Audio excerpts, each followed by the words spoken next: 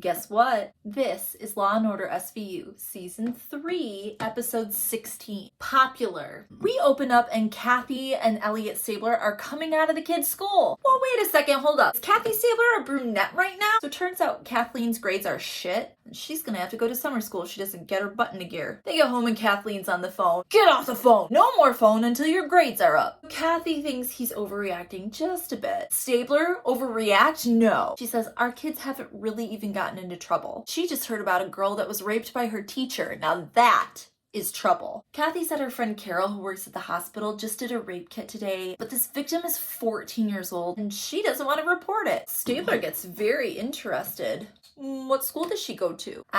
She doesn't want to come forward. That shit is confidential. So he heads over to the hospital anyway. Finds Carol, Kathy's friend. Carol is pissed that Kathy betrayed her confidence. We could both lose our jobs. As far as you're concerned, this girl doesn't exist. All right, well, since he didn't get anywhere with Carol, he heads over to the precinct. Psst, Olivia, hey, do me a favor. It's risky. He tells her that she needs to go to the hospital and get a hold of those records because they know him and he can't go poking around. No, that's a terrible idea, Elliot. So this little girl's just gonna sit in her classroom getting taught by her rapist because of you? What hospital? So Benson heads over to the hospital. She's gonna lie to the dude that has the clipboard. Do you have a rape victim? Last name Munch? No? Could I just look at it?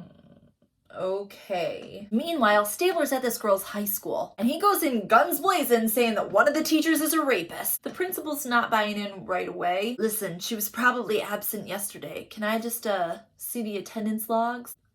Okay. So Benson and Stabler are comparing notes, literally. And there's one name that was on the absence list and the ER check-in, Cynthia Wilmont. But here's the problem. They can't do anything with this information because they weren't supposed to do anything to get this information. Stabler's like, hold my beer. I'm gonna go talk to Cragen. Cragen is unimpressed. Are you guys fucking nuts? You've left yourself, the city, the hospital, all open for a lawsuit. You're gonna let this drop. It's her teacher, Captain. At the very least, let's get him out of school. Cragen's thinking, okay, have the victim come to the principal's office. If she doesn't want to talk, drop it. And if you go behind my back again, it's your jacket. Whatever, Cragen. You say that like every fucking episode. So Benson and Stabler head back to the high school. And Cynthia's already in the nurse's office laying down with a stomachache. Cynthia, did anything happen yesterday? Like maybe with a teacher or something? Cynthia does not want her parents to know and puts it together way faster than any 8th grader actually would. The nurse must have told somebody. I didn't tell anybody else. She does not want to talk.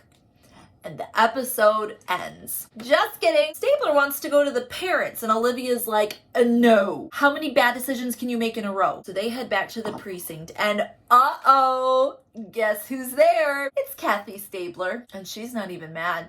It's worse. She's just disappointed. Olivia's like, I gotta go answer a phone call with the papers and to file. Bye. Elliot, I lost a good friend today. But you know what she's actually more pissed about? That Stabler played her during that conversation to find out where she went to school. Kathy, I can't let this go. We know. That's fine. But everything's got a price and you gotta be willing to pay it. It's not like a sex thing. And as she's walking out, Benson hollers in. That was Carol from the hospital. Cynthia's been admitted. Somebody threw her down a fucking flight of stairs. So when Benson and Stabler get to the hospital, Carol fills them in. She's still pissed, but she's got a job to do. Cynthia says that she fell down the stairs. However, her injuries are damn inconsistent. She's got a black eye, a broken arm, busted ribs. Not only that, but Carol's got some more info. She thinks Cynthia's been raped more than once. Why? Because she's got pelvic inflammatory disease caused by untreated gonorrhea. Ooh. So this is all very shit for poor Cynthia, but the good news for Benson and Stabler is that they don't have to tread lightly anymore because she's an assault victim. They call her parents. Mom is distraught. Dad's a hothead. No, Cynthia doesn't have any boyfriends. Benson feels suspicious of Dad. Okay, new theory. Maybe Cynthia made up the rape to hide sexual activity. Maybe she was afraid of Dad. Maybe it was Dad who raped her. So what's our plan of attack? We're gonna interview Cynthia's best friend. Cynthia's best friend's name is Amy. Her dad's a big fucking weirdo. He doesn't like that Benson and Stabler want to interview his daughter. Mom is more level-headed and is like, a dude, relax. When Benson and Stabler head into Amy's room, she's like, shut the door. But we got a feeling that she's got something to spill. And does she ever? Tommy Kessler is Cynthia's boyfriend. We fool around, but we don't go all the way. Wait, what do you mean we? So it turns out Tommy and his best friend Nick throw parties in which the girls give oral sex in exchange for beer. Cynthia goes to all the parties because she needs to stay Tommy's girl. Because, you know, I love Cynthia, but she's no hottie. But meanwhile, Munch and Finn are at the school and they're huffing and puffing. They hate middle schoolers. The stink of pimple cream turns my stomach. But they sure do find Tommy and Nick. Tommy's a little punk-ass bitch with a stupid cigarette behind his ear. Cops! That's cool. They claim that they were not the ones that pushed Cynthia down the stairs. Okay, so break down what happened at the party the other night. This is so trash. I'm just gonna fly through it. Tommy said he didn't have any money for brew, so he pimped Cynthia out. She's my girlfriend. She likes doing me favors. Who did he pimp her out to? Well, Nick, because it was his birthday, and then some older guy that knows his older sister. What older guy? Tommy's like, not like grandpa old like you, but like 20 or 30 or something. Okay, and Cynthia went off with him in exchange for what? I don't want to say. Then grabs this kid and says, you know I want to smack you, right? For some X.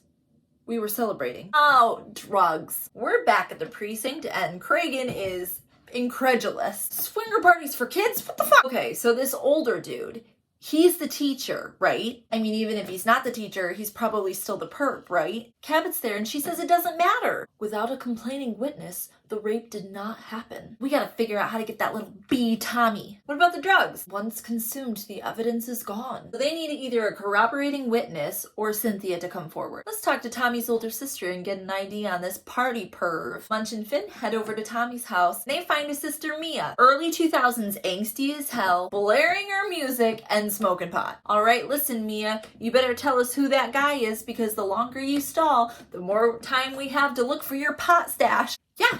You're talking about Ross McKenzie. He's a substitute teacher at the high school. And Mia, this high school student, says he's only interested in mature women like me. Talk to the principal and find out that everybody loved this guy. He talks the students' language. He listens to their music. Does the principal like him? He thinks this asshole's too lax on the rules and fraternizes.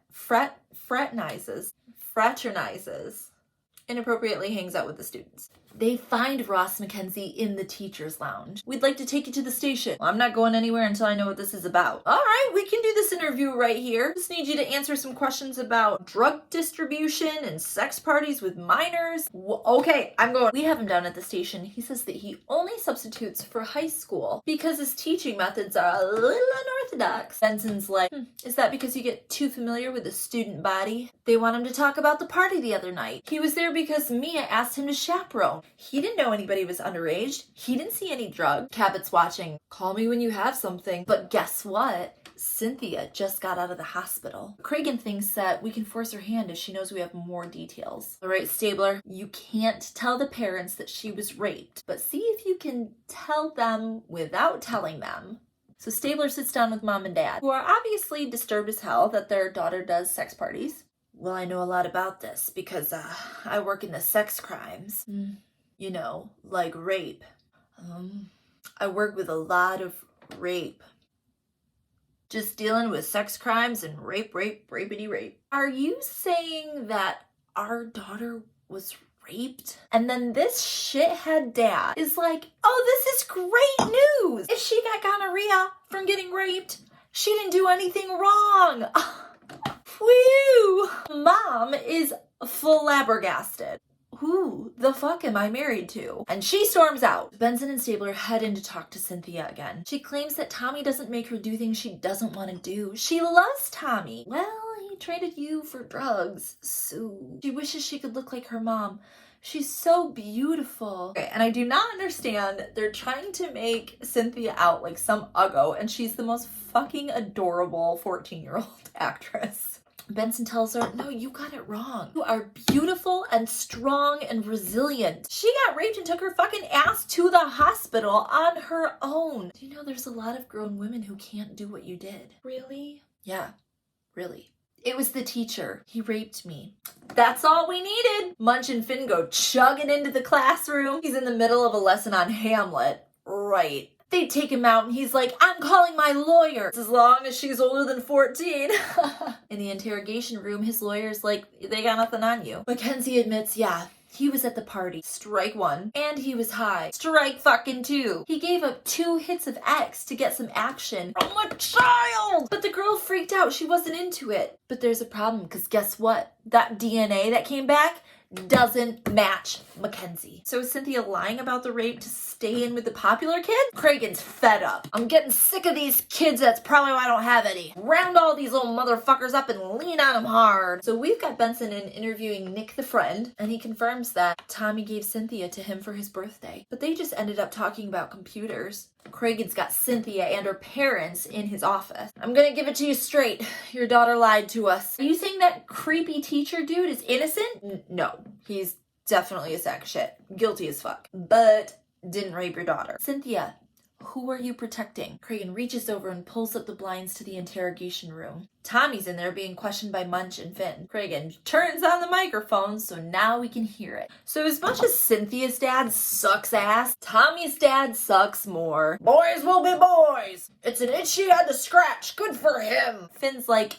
sir, Tommy's a little pimp. Cynthia does the guys I tell her to. I don't force her. All the pretty girls don't put out, but this uggo does whatever I want her to. Siri, are we looking at the same girl? So after hearing this, Cynthia comes clean. Tommy said it was his friend's birthday, and if I really loved him, I'd do this for him. Cragen says, is that when it turned ugly? And she nods. And then we jump back over to the interrogation with Nick. Nick is saying how Tommy's his friend. No, he's not, man. He gave you his leftovers. Nick turns surly. That night he got pissed because Cynthia started to cry. Like, being with me is so awful. Said he would tell on her to Tommy. So she laid down. She said no, but then she just laid there. It's hard to read that situation. And then she changed her mind. Girls can't do that. Okay, so you beat her up because she gave me the clap and didn't even apologize. Then she accused me of rape, which didn't happen. This is why we teach kids about consent. Teach your girls boundaries. Teach your boys boundaries. We're looking for enthusiastic, sober consent. He says, Tommy can have her. He's a loser. And Stabler says,